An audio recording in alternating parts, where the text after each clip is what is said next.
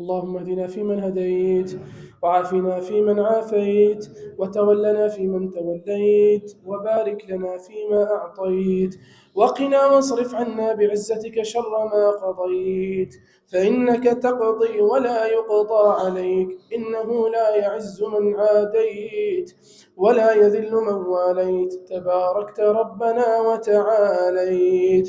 اللهم ارحمنا بالقرآن واجعله لنا إماما ونورا وهدى ورحمة. اللهم ذكرنا منه ما نسينا، وعلمنا منه ما جهلنا، وارزقنا تلاوته آناء الليل وأطراف النهار. اللهم آت نفوسنا تقواها وزكها، أنت خير من زكاها، أنت وليها ومولاها. اللهم إنك عفو تحب العفو فاعف عنا. اللهم إنك عفو تحب العفو فاعف عنا.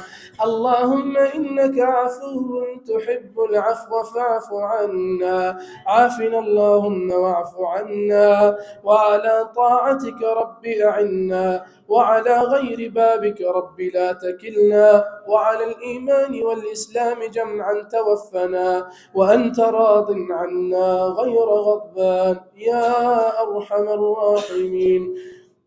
اللهم لا تدع لنا في مقامنا هذا ذنبا إلا غفرته، ولا هما إلا فرجته، ولا دينا إلا أديته، ولا مبتلا إلا عافيته، ولا ظالما إلا أهنته، ولا مظلوما إلا نصرته، ولا مسافرا إلا بالسلامة رددته، ولا أيما إلا زوجته، ولا حاجة من حوائج الدنيا إلا قضيتها يا أرحم الراحمين. وصلى الله على نبينا محمد وعلى آله وصحبه وسلم تسليما كثيرا.